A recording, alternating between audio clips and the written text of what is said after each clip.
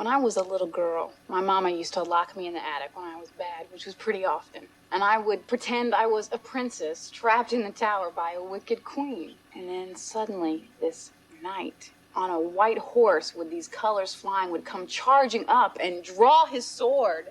And I would wave, and he would climb up the tower and rescue me. Welcome to the Graveyard Slot, where we talk about movies past their prime time. Here, we revisit old favorites with a fresh perspective to see if they deserve more credit or if they should stay buried. I'm Sohini. And I'm Sarah, and today we're talking about Pretty Woman. Pretty Woman follows Edward Lewis, a businessman with a string of failed relationships who finds himself lost in Hollywood Boulevard when a prostitute comes to his rescue. Vivian ends up escorting him back to the hotel and getting swept up in Edward's world of unfulfilling luxury. This movie was released in 1990 and directed by Gary Marshall, who directed other Julia Roberts movies like Runaway Bride and, of course, the Princess Diaries movies. So this movie has a 66% rating on Rotten Tomatoes, which Sarah was especially scandalized by because this is one of the movies that she really likes. I myself hadn't seen it before, but I did think it was a beloved rom-com and somewhat of a classic, so it is surprising to see that it's got such an average rating from critics. Yeah, and the reviews I found from when this movie first came out weren't entirely positive either. I think the review that you found is one of the negative ones, right? Yes, the one I found is from Entertainment Weekly, and it reads, "It's saying Roberts' character becomes a better person when she lands a rich guy and learns to cry at the opera." Which, I mean, honestly, I'm a little bit speechless at this review. It's like saying Ratatouille is about how humans are better than rats, or rats are better than humans, whichever. That's not the point of the movie. Yeah, this review is also confusing to me because the movie isn't really about being a good person or being a shitty person. It never really moralizes. Like, our main character even isn't like looking to become a better person in the moral sense. So it's weird. I don't know where they could have even got that from. Did you watch the movie? They're equating being quote-unquote better off to being a better person. You're right. Which would still be quite the take. I still don't know where you would get that from. The thing is, like, I saw this sentiment in a lot of reviews. Really? Yeah, or like something to the effect of everything's better once you find a guy or whatever. And it's like, that's the exact thing that they kind of debunk at one point, you know? Yeah. I think you make a good point. They might be conflating the two things about being rich and being a good person, but the movie definitely doesn't. I don't think they ever try to paint one character better than the other, and they're both interesting characters. They're both really complex. And what's nice about the story is that they make each other realize things about each other that they hadn't before. They grow together, and it's not, as you said, about being a good person or a bad person. I think especially with this review, it's talking about like at the end of the movie, she's a better person than she was at the beginning, which again, I don't think is the case. Like, she's in a different circumstance, but neither the movie nor the characters really look down on Vivian in the beginning of the movie. If anything, this just says more about the reviewer. But a similar sentiment is in this review from Empire. It reads, "A modern-day treatment of Pygmalion and Cinderella rolled into one. It is graced by first-class performances from two easy-on-the-eye stars and a sharp, funny script." For one, I agree that the script is hilarious. But I don't think at its core this movie is really a Cinderella tale. It's like watching a Christmas movie, any Christmas movie, and saying it's a Christmas Carol story.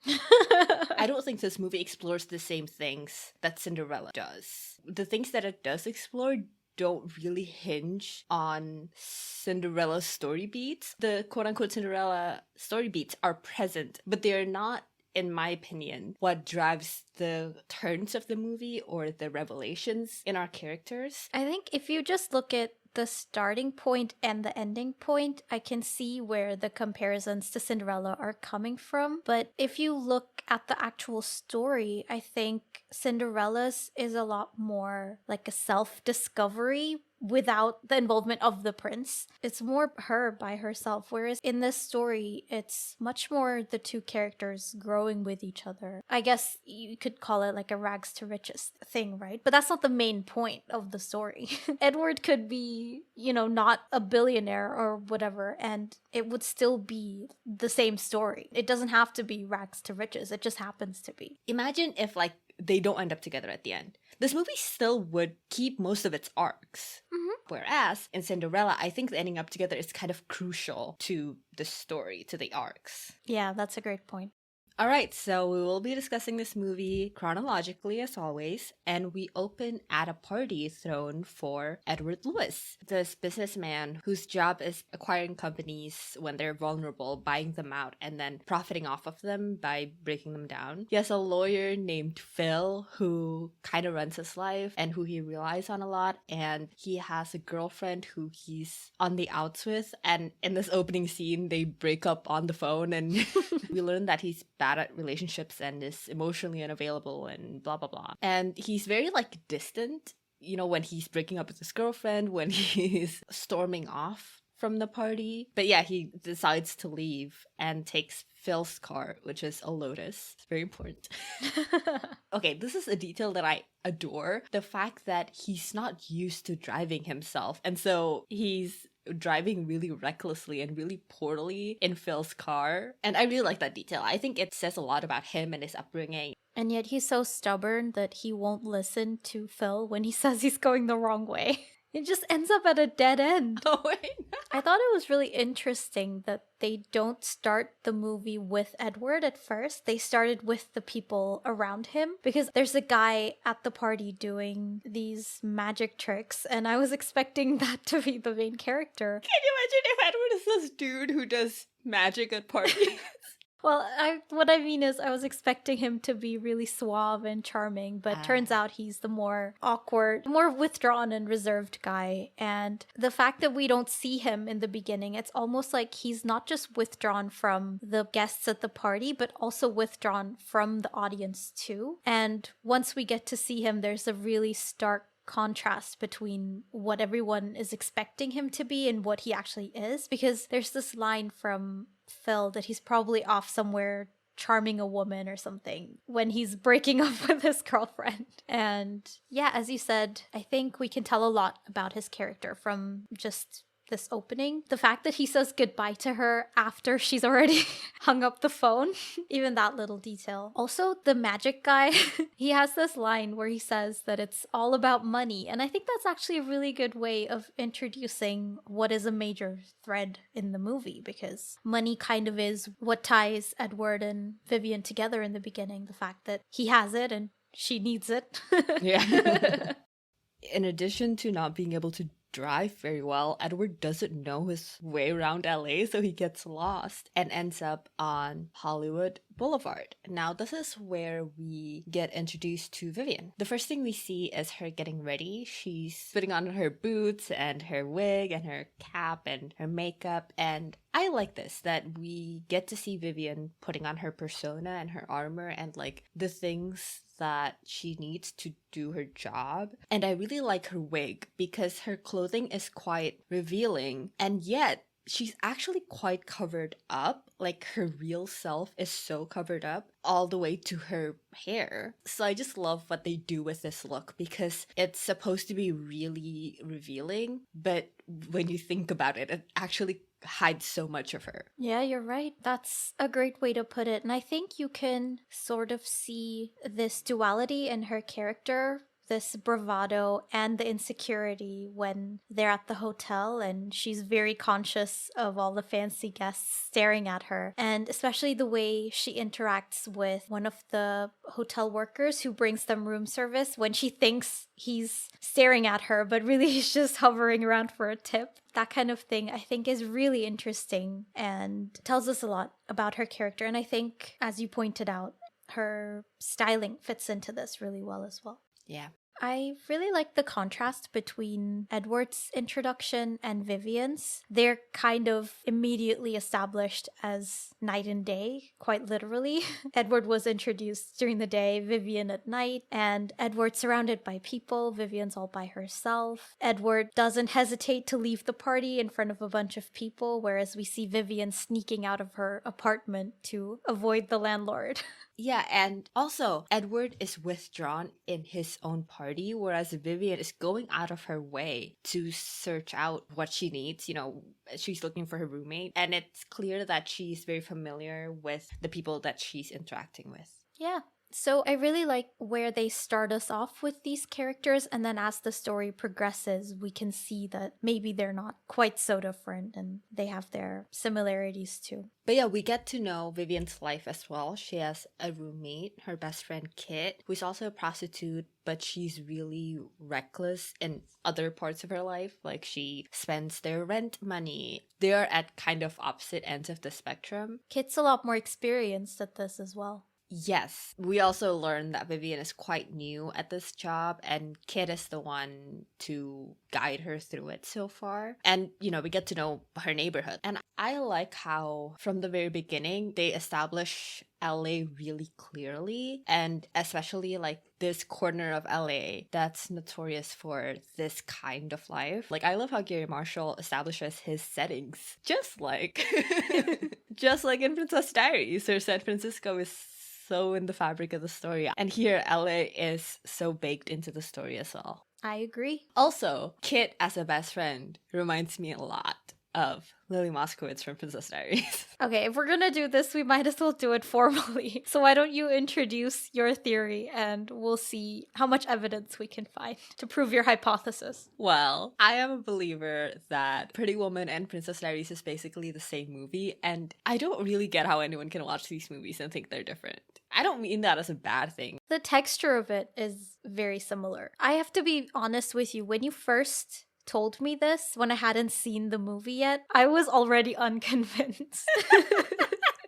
How dare you? But I apologize. I take it back. I'm sorry I doubted you, because I agree. I think even if you're just looking at the surface, there are many, not even similarities, they're the same thing. Like, the exact same things in this movie. So yeah, there's some very obvious parallels on the surface, but also beyond that, I think, as you said, the way the settings are established and also the way they choreograph some of the scenes really reminded me of the way they used movement and levels in the Princess Diaries. So I think just even beyond the surface level, there's so much. Yeah, like the fire escape in this movie compared to Mia's tower. Yeah, I'm glad you agree with me.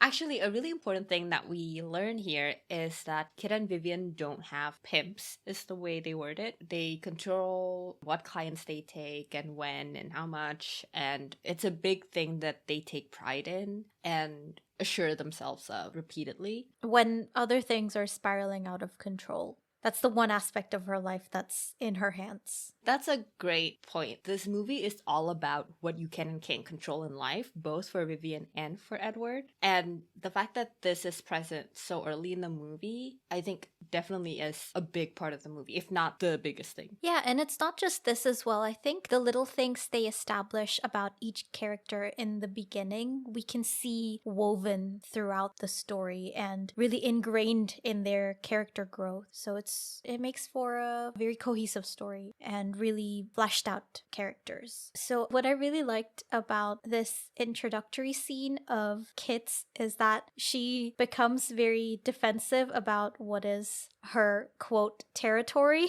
And I really like that they measure their territory by the stars on the Hollywood Walk of Fame. Just the juxtaposition of their situation versus the luxury implied by those stars. And the fact that they spend all of their time walking all over those stars. Yeah, that's a great read. Just the whole concept of the stars in general, I think is just really, just like not even in this movie. I'm like, there's people walking all over those things every day. And this is when our two main characters finally meet. Kit encourages Vivian to pick up Edward when they see his fancy Lotus, his car, but he's not really interested. He's just kind of trying to go to his hotel and failing miserably. So instead, he asks for direction and Vivian charges him for it. And he's like, fine, whatever, I don't care. I just want to go home.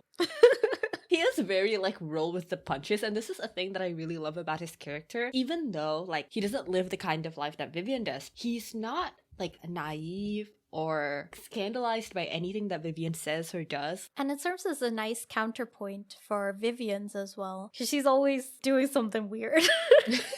I really like that Edward first catches Vivian's attention because of the car, and not just because it's a fancy car, but because she actually knows cars and likes them. And when they're driving along, she's kind of talking very openly about her background and her interests. I really liked that she's free to do that, because initially when he asks her what her name is, her response is, "What do you want it to be?" And I really like that for what it implies, because, you know, as you said, she's ready for this job with her armor, and her own identity kind of gets lost because of the nature of her profession. But with Edward, it really seems like she can be herself. And because of that, I'm convinced that Edward would be charmed by her. Yeah, I love the relationship they strike up right off the bat, because like you said, their first introduction to each other is when Edward asks for her name and she spouts, you know, an everyday line for her profession. And Edward makes it clear that that's not what he's here for. And it immediately changes the atmosphere between them, because Vivian now knows, not that she thinks like, oh, this man is now safe or whatever, but like she needs a different approach to Edward. The relationship that they're starting up here is more friendly than it is anything else. And so she's leaning more into that. She kind of sheds away that, you know, mystique and that sexy persona that she was putting on for Edward, and just kind of changes gears. That works on so many levels. And he is particularly amused every time she pulls out like one of her tricks, you know, from like her job. He just humors her all the time, and it's so fun. When they arrive at the hotel, he tells her his name is Edward, and Vivian's like, Edward's my favorite name, and he's like, no. And it's just like they're both in on the joke, and it's so cute. They lay a very convincing base for the relationship to be built on. You never question it, because it makes sense. Actually, I love that moment when he asks her to stay. It's a kind of quiet scene where she's sitting on a bench waiting for her bus, and he kind of just stands there. The dialogue is very sparse, but the actors really chew on it, and there's so many long silences between them that speak a lot of what they're each thinking. And it's not really about him like hesitating. It's almost like he's enjoying this experience and like her company. Yeah, savoring the moment almost. Just this setting of the city and it being at night in front of this really fancy hotel that isn't even in the shot. You also don't see Vivian's face. You only see like her posture, and you can totally see what she's thinking. That's a great observation. And actually, the setting here also, now that you pointed out, I think makes a lot of sense, because it's sort of like not really in his world yet and not quite in hers either. They're just somewhere in between and right on the cusp of something, I guess. And I think the actors really embody the characters' sentiments in this moment in their physicality. I really liked the shot of Vivian sitting on the backrest of the bench and Edward standing behind her. And just little things like this add so much to the story and add so much nuance. You don't need to have everything explained in dialogue or everything said out loud. It's quiet, but it says so much. Yeah, and like you said, just the way she's sitting, she's not doing it properly. Like She never does. I love that about her character. She never sits where you're meant to sit. Yeah, and it's so consistent, and that's such a small detail, but it's one that's so prominent. And, you know, going off of this, the way that this actress plays Vivian, the way she moves, her gait, especially the way she walks, is so distinct, and it's just supposed to, like, emphasize, you know, she's supposed to stick out like a sore thumb. Even when she's all dressed up, who she is will always shine through, and it's not something you can change. We find out that Edward rents the penthouse at the hotel, even though he's afraid of heights. I love this detail. It keeps coming up. Their humor meshes so well because he's so dry. Yeah, I also really like the banter between them. It always felt really natural. And again, I think just like Princess Diaries, the interactions they have in terms of dialogue are mirrored in the way they move around the space. There's this moment where Edward sits down on an armchair, I think, and puts his feet up, and Vivian saunters over to him, and just as she's about to sit down where he's put his feet up, he moves them out of the way. He's kind of dodging her physically the same way that he is verbally. Which is funny because once he kind of turns the tables on her because like he really just wants to hang out, she's immediately at a loss. I love how it shows that she's not the best at playing the role when it comes to talking and seduction. Because like she's always like, let's get down to business, but she's not playing him. She's not seducing him. But yeah, I really love this whole thing about her being a newbie at this job. That whole part really fascinates me, that she doesn't quite know how to be the kind of persona that she should to get Edward to be the John that's gonna shell out all this money. Right. And there's layers to it as well, right? Because there's also the fact that separate from her job, it's also a very new environment for her. This is not the kind of place that she's used to. So all of that is just very well conveyed in the way that she acts and in the way that this character is portrayed as well. There are these moments where Vivian will say these things that are very obviously lines that have been fed to her. As you said before, there are instances of this afterwards as well, just throughout the movie, and her inexperience really shines through. Yeah. She's just regurgitating these lines. And it's so stiff and robotic, and she's not good at it. Like, I love that detail. And like, she's good at other stuff. It's just like this part of it. And we get to know more sides of her. There's this line about her condoms, and she's like rattling off what she has. And Edward is really amused by it. And she's like, I'm a safety girl. And that paired with how she flosses later on. I just love how her rough around the edges character pairs with her also careful trait. It's also like not because she's like a good girl or whatever, because she says like, oh, I got clean at like 14. So like we know that she's had a rough life. And this is something that she has grown into. This is the way that her character has been shaped by the world, that she has chosen to become this safe person, this careful person. It makes for such a three-dimensional character. Yeah, it's the layers again. She is weirdly cryptic about the floss, though.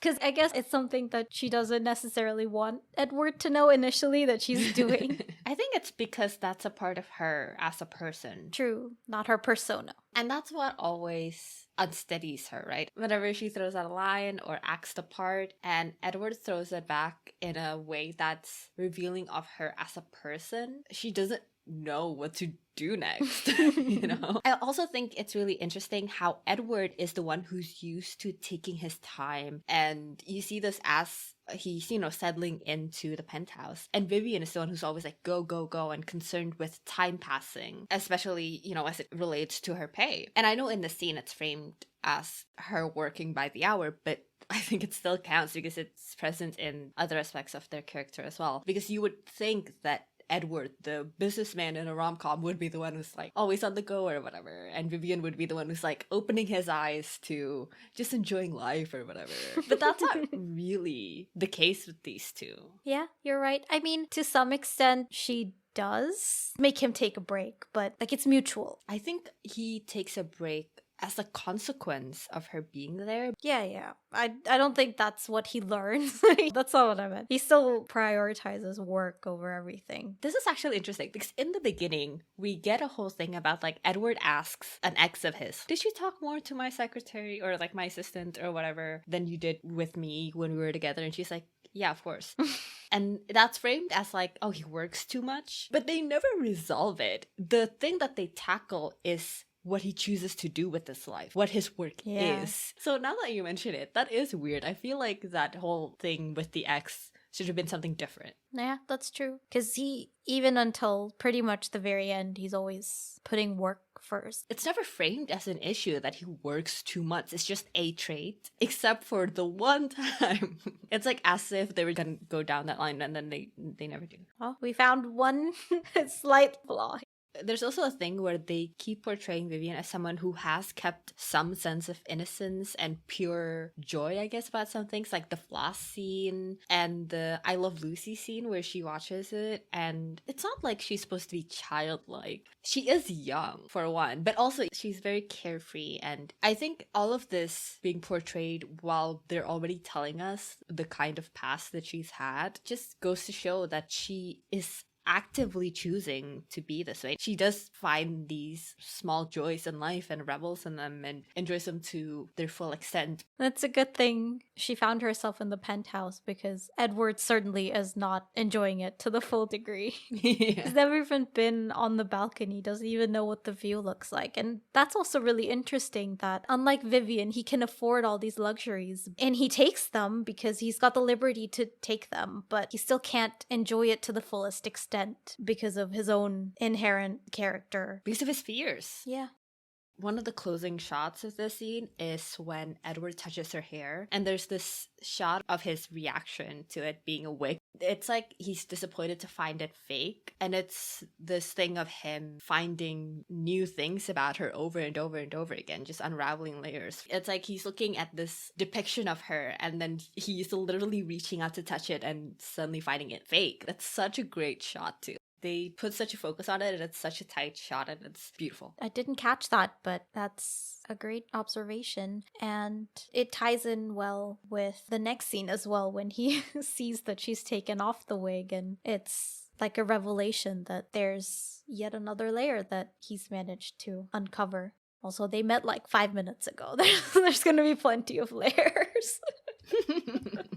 So the next morning, Edward and Vivian get to know each other a bit more while they're having breakfast. Once again, Vivian just comes in and sits on the table when there's a bunch of chairs. And I just really like this detail about her. I think this is one of the really charming ones, and one that they keep doing consistently. And I think it's impressive the way they managed to make this small thing such a noticeable part of her character, and an important one even, without having it interfere with the pacing of the story. Like, this could be something that might get in the way and slow things down or break the momentum, but it is intertwined with her character and the way that Edward also responds to her. Just, it all works together so well. A lot of it is also not in the dialogue. Yeah. The way he tells her to like get off and stuff, it's all just in gestures. It's so good. When she first sits down and they're talking, you can tell he immediately wants to tell her to get off the table. You can tell from his expression. So yeah, a lot of it is nonverbal, and it's so well done. In the beginning of the scene, he's on the phone with Phil, his lawyer. They're talking about like a business meeting that Edward wants to go to on his own, and Phil doesn't trust him. Like, he treats Edward like a child. He's acting like Edward can't handle business. And it just says a lot about their relationship, and even about how Edward has let people kind of take the wheel at times. I get the impression that as of recent years, he's kind of been an autopilot. But we learn stuff about him later that clearly shows that in the past, he has had agency. He has chosen to do things that are driven by his own desires. Yeah, seems like he's kind of lost his way. And it makes sense because it doesn't seem like he's particularly passionate about what he does, at least not anymore, if he ever was. And it's interesting, really, that he met Vivian when he took the wheel, like the literal wheel. That's so good.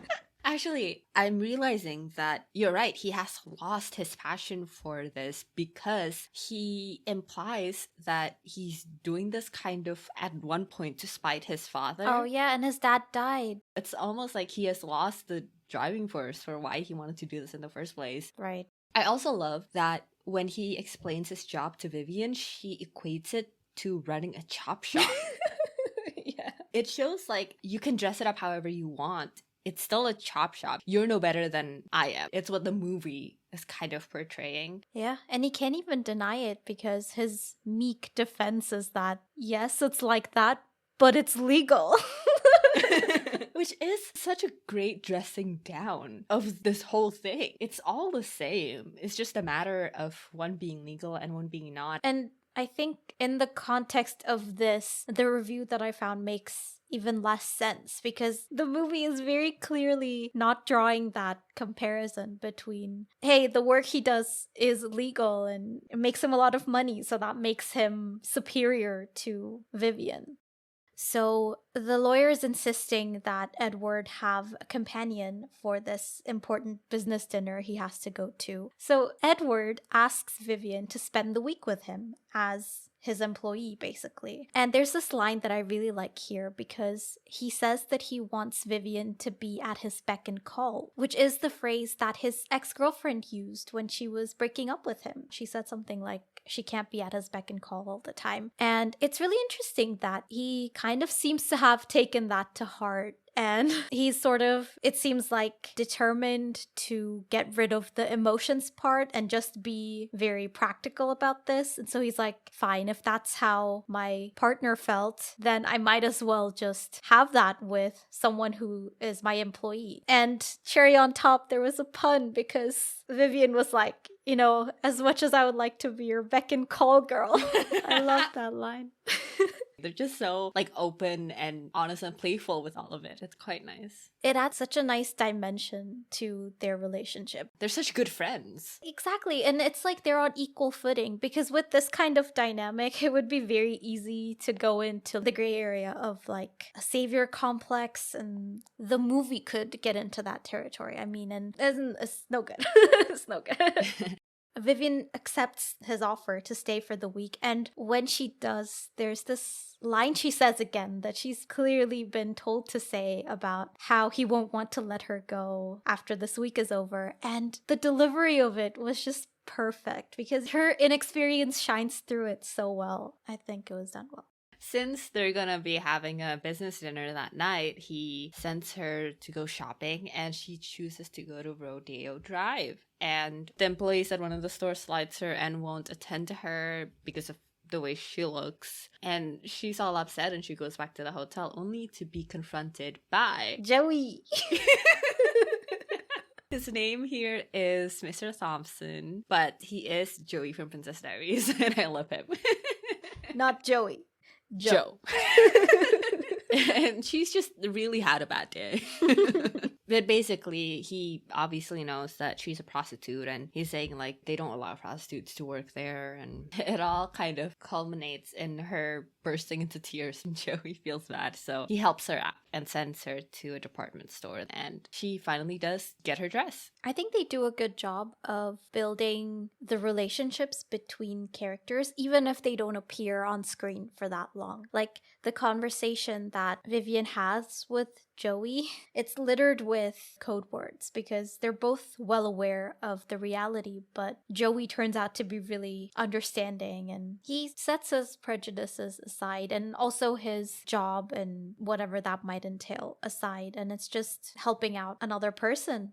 So thanks to Joey, Vivian manages to get a dress and she and Edward go to this business dinner. This is with Mr. Morse, who Edward wants to buy his company from and tear it to shreds. And obviously Mr. Morse isn't pleased about this idea. And so we get this scene where they're having this quite tense discussion while in the background we see Vivian sort of messing about. There's a lot of similarities again with the Princess Diaries, with again the fish out of water thing. I really like how Vivian ends up being the reason that these clients take a liking to Edward, or at least the older Mr. Morris takes a liking to Edward. It's like she humanizes him in this dinner. Her presence there is the reason that she is able to point out to Edward that he secretly likes Morris. She needs to be there at the dinner. I love how she and Morris interact and how they bond over not knowing which fork to use. It's great. Yeah, I agree that Vivian's presence in the meeting was important because she was able to pick out certain things about Edward that maybe he's not aware of, or even if he is, maybe he doesn't want to acknowledge it. And so this is kind of like the start of the turning point for Edward in the way that he looks at his career. I did think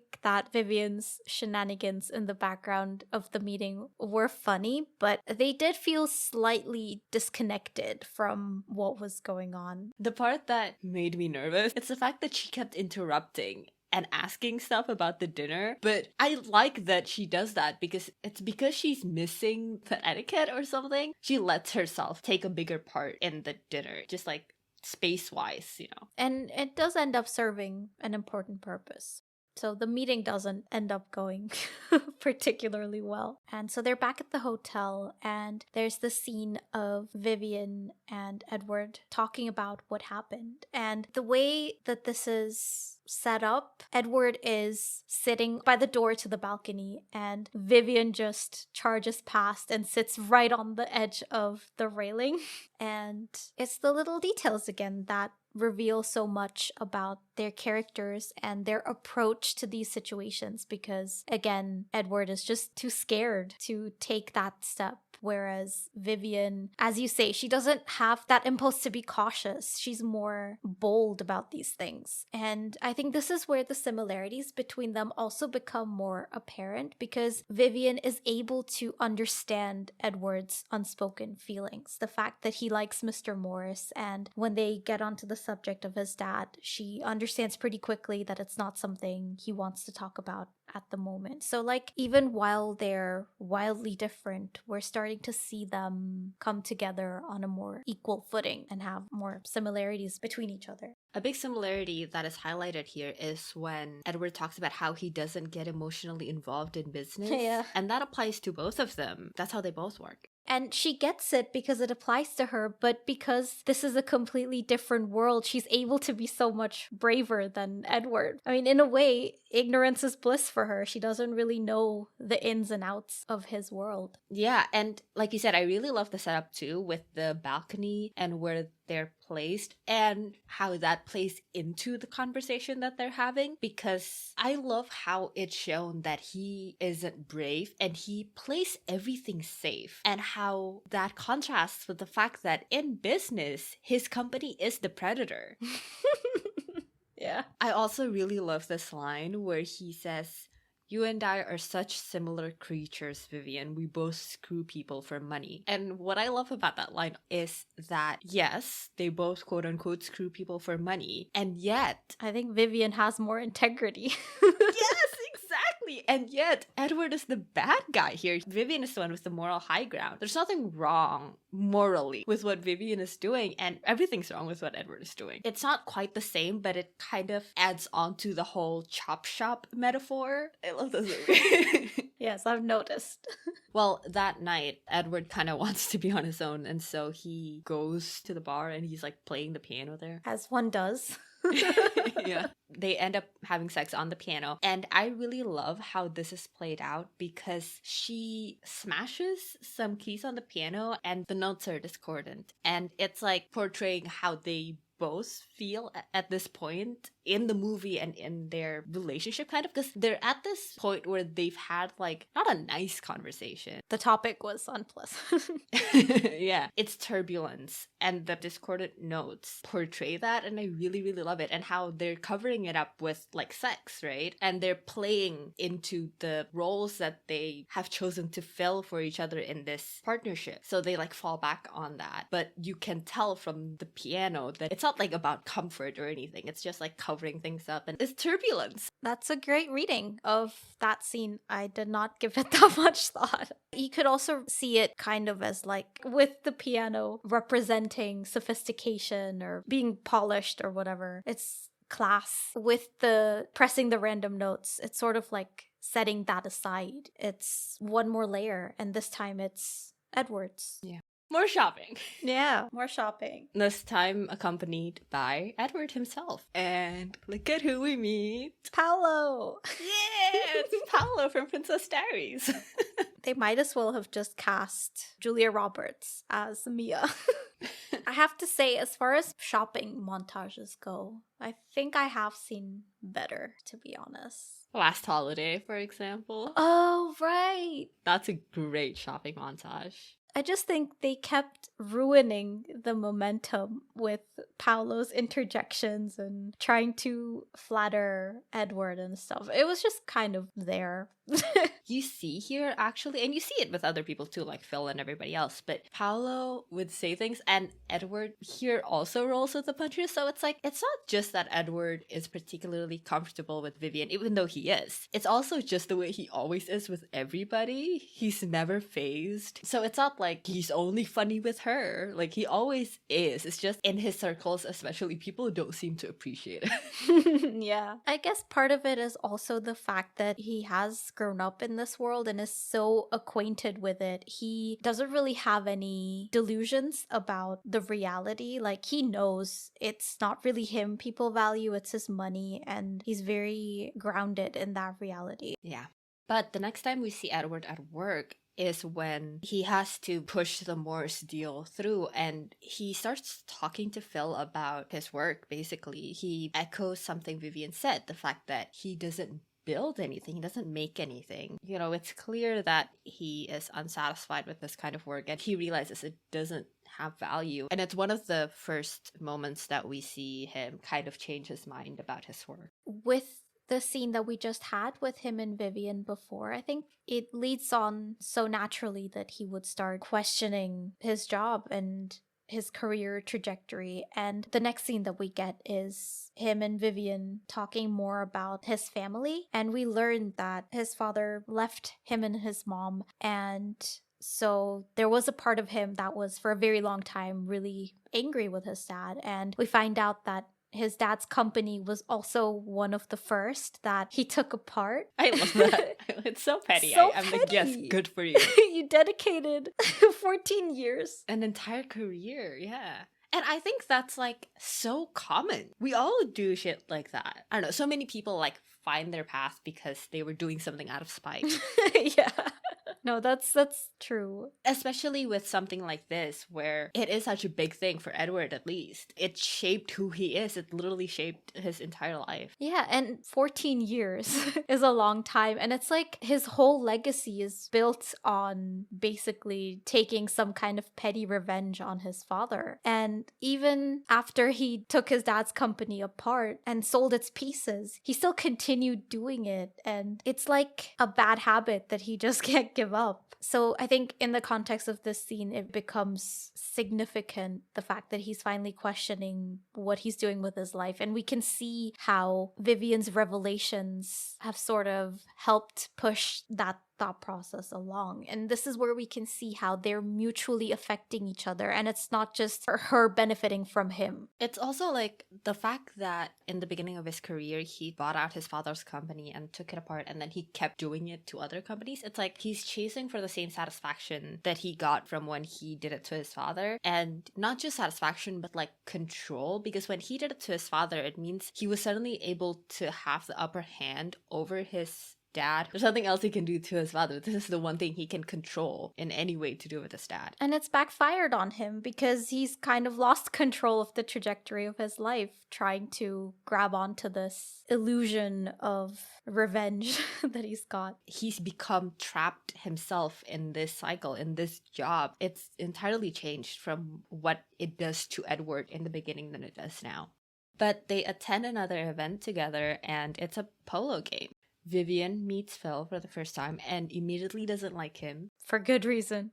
But because Phil keeps like needling Edward ends up telling him like who Vivian is and how they met and stuff, which is a bad choice. Yeah. Phil is immediately gross about it. And this is when they have a big fight. Vivian is understandably upset that after spending all that money dressing her up in fancy clothes, Edward decides to go and tell people about her job. And I really like the way this scene is choreographed. There's a push and pull in their conversation that's mirrored in the way they use the physical space. Like they're walking back and forth and disappearing and reappearing in the frame. It's just really well done. Gary Marshall's direction is really clear in this because it's present in his other work as well, and it's so well done. But yeah, Vivian is really upset with Edward, and he's making her feel like a thing he can control that he possesses. That's such a big thing for her, right? Like having control over whatever that she can. But in the fight, she tries to use what she and Kit always say. Yeah.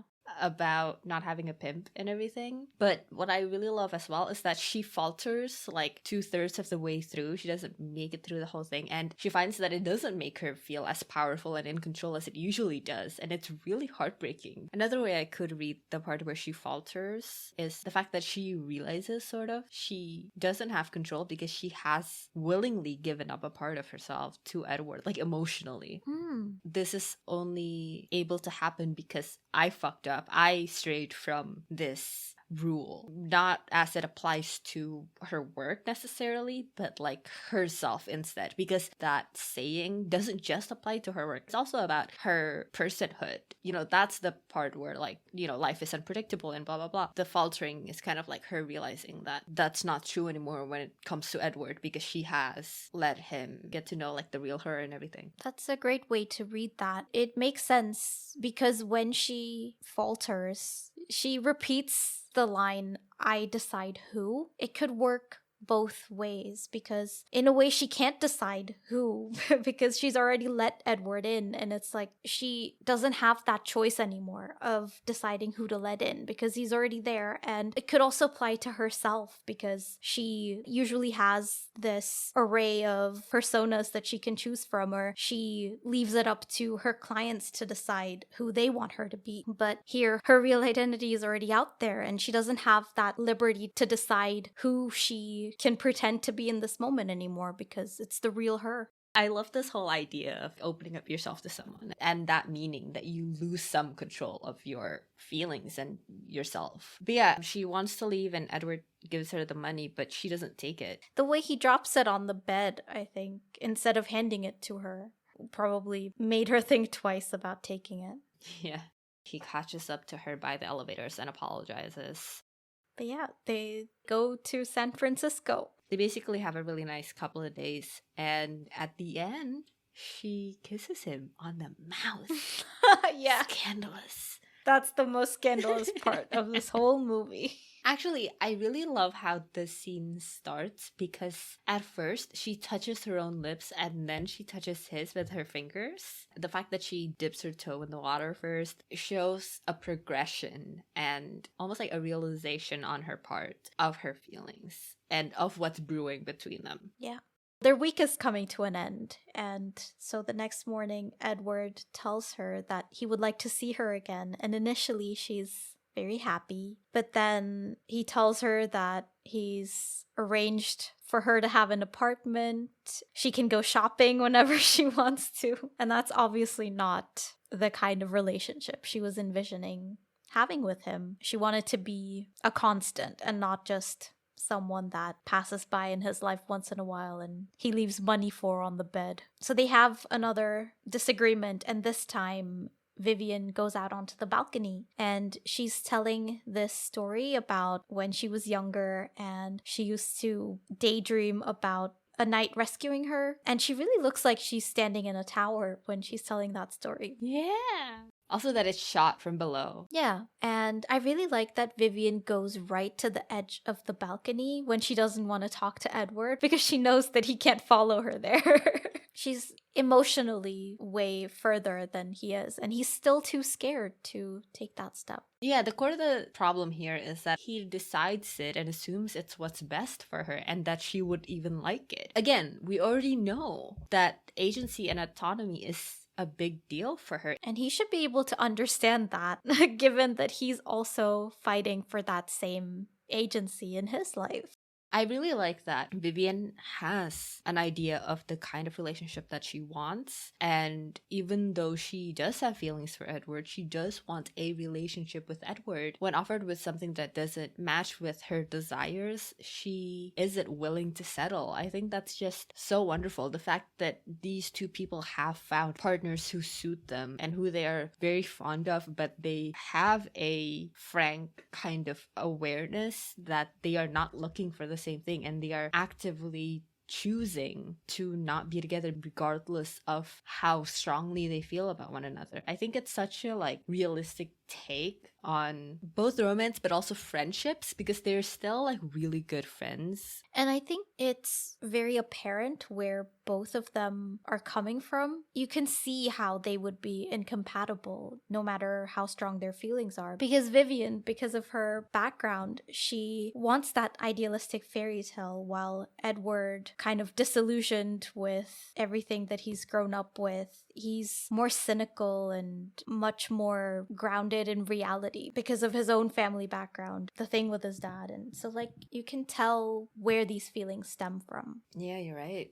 So basically, Edward kind of loses her here, romantically. But he actually starts making changes after losing Vivian. He ends up blowing up the deal that he has with Morse, and instead of buying out his company, decides to go into business with him. There's an awful scene after this where Phil attempts to sexually assault Vivian in the hotel room, and thankfully Edward shows up just in time and throws him out. And I really love this conversation that Vivian and Edward have about how there will always be people like Phil in Edward's life if she were to stay with him. And not only that, but if she were to stay with him in the same role, which is what is implied with his offer for that, there will always be people who look down on Vivian. I also like that Vivian walks away when Edward asks her to stay the night as a romantic partner. She's just so emotionally mature and smart with her decisions, which is so in character. It's so in line with everything that we've learned about her, and that makes it satisfying. I think it's a testament to how well these character arcs are done that it is satisfying when she chooses to walk away from him, because it doesn't feel like we've built up so much only to have it crumble down. It's still a satisfying resolution. Like you said in the beginning, even if they didn't end up together, it would still be a complete arc on its own. This is where it becomes really apparent that romance is not really the point of the story. It's how these characters have developed with each other throughout. It's a part of the story. It's just not a crucial part. It's not like everything falls apart if they don't end up together. Once Vivian leaves, we see him try a few new things. He walks on grass for the second time in his life, I assume. But there's also this shot of him standing on the balcony that night, and he's almost at the edge, but still not quite, just like in his relationship. It's like he wanted to stand where she did before, in their relationship, but couldn't take that final step. And it's I think he needs to address that final step before they can end up together. Because I'm not convinced them ending up together is the happy ending. I feel like they would still have issues. Yeah, they definitely would. But I think it does show that whatever they stumble onto an issue, they kind of do a great job of talking it out. Even if they're fighting, I think they can be solid. True. Their communication mechanisms are pretty healthy. It's one of the least toxic relationships I've seen depicted in 90s movies or early 2000 movies even. Yeah. So when Vivian leaves, there's actually a part of that I really like where she talks with Joey, whose name is Mr. Thompson, and she says her goodbyes. But I really like the thread that they draw between Vivian and Joey. And she's like, we live in the real world. They have more in common in terms of the kind of life that they lead and the kind of life that they know than Vivian does with Edward. And I really like how the movie highlights this. They're both Edward's employees, basically. Yeah. And especially contrasted with how in the beginning Joey is painted as kind of at odds with Vivian, but at the end of the day they have more in common than either of them do with Edward. It might seem differently because Joey kind of lives in his world, but he doesn't. He's just another employee, like you said. That's a great observation. And it actually makes me think of earlier on when Joey and Edward were interacting very briefly. And he even went to tell Edward that he's the hotel manager, but Edward just sort of brushed him off and didn't even listen. Yeah. But yeah, it ends with Vivian packing for San Francisco and saying goodbye to Kit. She has enough funds to pursue something else in San Francisco. Maybe opera singing? And Edward is leaving for the airport, but Joey tells him that Vivian also took their car to her place, and so his driver would know where she is. Kind of like wink, wink, nudge, nudge. And Edward does end up showing up at her place with a bouquet of flowers, basically playing out the fantasy that she had laid out for him. This is where I'm a little bit unconvinced by the ending and what convinces Edward to suddenly get all romantic and buy flowers and show up at her doorstep. I feel like there was one last stepping stone missing before he got to that point. Yeah. What I like here is like it is a way for him to say without saying anything that he is stepping up to the plate. And I also like the callback to the top floor, how it's instead Vivian's shitty apartment. I think this is how the balcony scene in Letters to Juliet should have been. Because in Letters to Juliet, we just got a random balcony where they tried to reenact the Romeo and Juliet balcony scene. But here, we see Edward using this urban landscape as an impromptu tower to climb up to Vivian, similar to what she dreamed of when she was younger. And it's like he made her daydream come to life, even within the constraints of reality. And I just really liked how they meshed everything together. Vivian's idealism and Edward's cynicism and, the fact that they do exist in this world where technically there would be so many hurdles in their way, but they're each willing to meet each other in the middle. I think they balance each other out really well that way. And it's also like with the penthouse, it's like a physical manifestation of his wealth. He's literally towering above the rest of society in his penthouse. It's the best, he says, but it doesn't mean anything to him. And with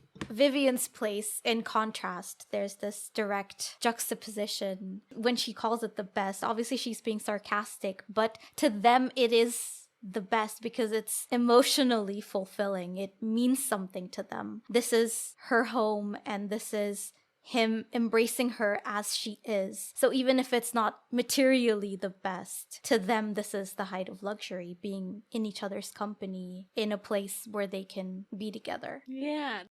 So, in absurd conclusion, Vivian goes on to become an opera singer in San Francisco. Yes. So, what snacks would we pair with this movie? Champagne and strawberries? Oh, that's a good one. He orders everything for breakfast. Oh, And yeah. I don't know. I'll just have everything for breakfast.